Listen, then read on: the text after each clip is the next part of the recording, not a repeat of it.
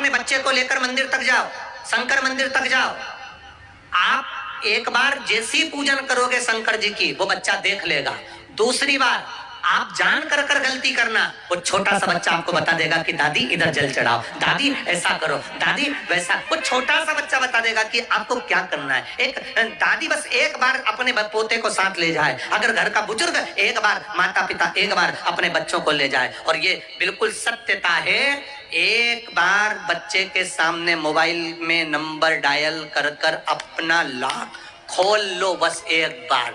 तुम अपनी पत्नी को लॉक खोलना नहीं सिखा सकते, तुम अपने माता पिता को लॉक खोलना नहीं सिखा सकते, और तुम्हारा मोबाइल बस एक बार अपने बच्चे के सामने, छोटे से के सामने एक बार खोल लो, दूसरी बार वो खोल कर तुम्हारे हाथ में दे देगा। इतना ज्ञानवान संतान आज के जमाने में,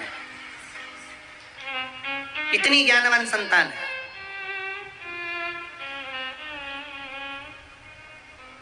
लोग कहते हैं लैपटॉप अपने साथ में रखो, हम कहते हैं लल्लन टॉप अपने साथ में रखो।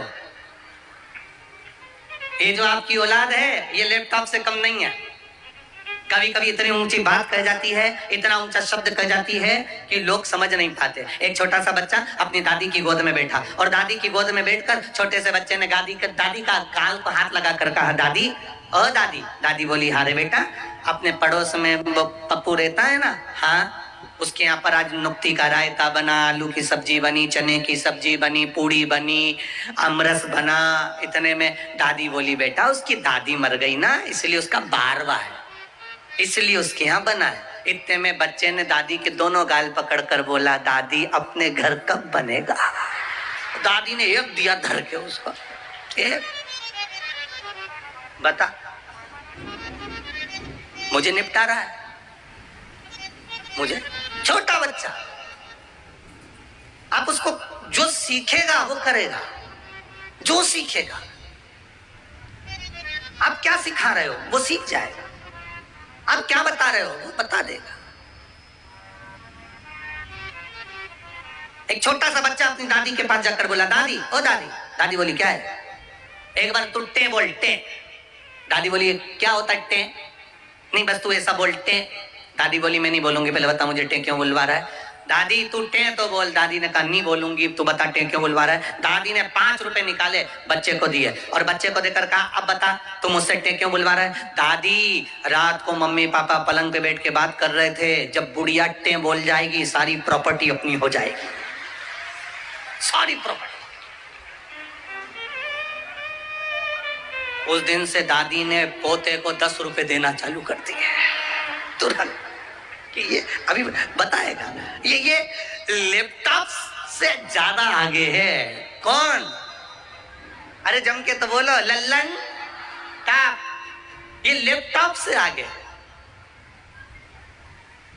आप एक बार बस भगवान के भजन में इसको लगा दो, आप एक बार इसको मंदिर ले जाना चालू कर दो, आप इसको एक बार भगवान की पूजन करना बता दो, आप इसको एक बार शिव जी पे जल चढ़ना बता दो, आप इसको एक बार मंदिर का दरवाजा बता दो। आज दुनिया के लोग सबसे ज्यादा, हम निवेदन करना चाहेंगे, आज छोटे छोटे बच्चे अगर मंदिर तक जाना सीख गए तो आने वाले समय को, सनातन धर्म को कोई नीचे नहीं गिरा सकता। ये सनातन धर्म बढ़ता चले जाएगा, ये हिंदू धर्म बढ़ता चले जाएगा, हमारा सनातन धर्म अग्रणी बढ़ता चले जाएगा। सबसे बड़ी तकलीफ कहां पर है? हम बुजुर्गों को सुधारने में लगे, हम नवयुवकों को सुधारने में लगे हैं, पर आने वाली पीढ़ी जो बच्चों से चालू हो रही है, इस पीढ़ी को सुधारने में नहीं लगे हैं। इन बच्चों को हम कॉन्वेंट में भेजना चाहते हैं, इन बच्चों को अच्छे स्कूलों में भेजना चाहते हैं, पर इन बच्चों को मंदिर के दरवाजे नहीं भेजना चाहते। क्यों?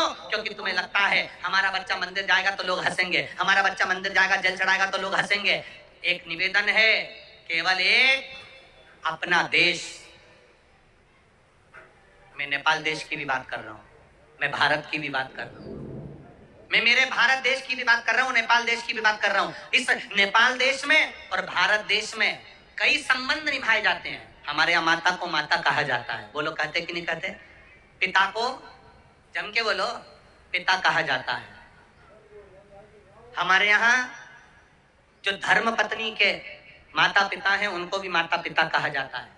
हमारे यहाँ पिताजी के जो बड़े भाई होते हैं उसको ताऊ कहा जाता है। बोलो बोलो रे बोलो, बोलते कि नहीं बोलते? नेपाल में कहते कि नहीं कहते? ताऊ कहते हैं। पिताजी से छोटे हैं उनको काका जी कहा जाता है, चाचा जी कहा जाता है, उनको अंकल कहा जाता है। मौसा जी हैं, हमारी मम्मी के बहन के पति हैं, उनको मौसा जी कहा जाता है। मम्मी की बहन है, उनको मौसी कहा जाता है।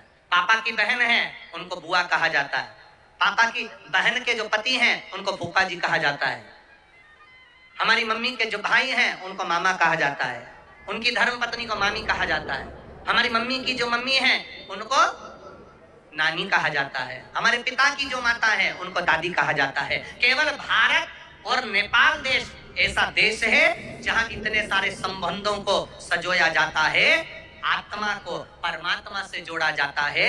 बाकी के देशों में जाकर घूम कर आना, अगर काम वाली काम कर कर जाएगी तो भी उसको आंटी कहेंगे, और तुम्हारे पास में जो मैडम रहती है उसको भी आंटी कहेंगे, और तुम्हारे घर में जो बर्तन मांजे उसको भी आंटी कहेंगे, जो पोछा लगाए, बोलते जाओ, उसको भी आंटी कहेंगे, जो तुम्हारे घर में आकर बच्चों को संभालेगी उसको भी आंटी कहेंगे, और जो तुम्हारी पत्नी की माँ होगी उसको भी आंटी कहेंगे, और जो तुम्हारे रिश्तेदार होंगे उनको भी केवल आंटी और अंकल कहेंगे। ये दो संबंध पूरे देशों में चलते हैं, पर भारत देश और नेपाल देश ऐसा देश है जिसमें सारे संबंध चलते हैं, आत्मा से परमात्मा तक के संबंध चलते हैं।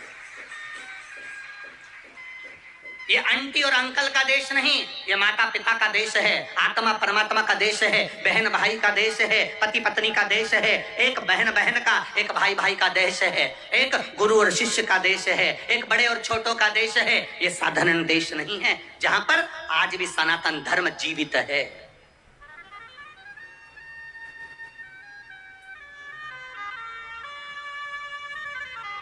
छोटे बच्चों को मंदिर तक ले जाओ, एक बार देख लेंगे ना, चालू हो जाएगा। एक बार, बस एक बार।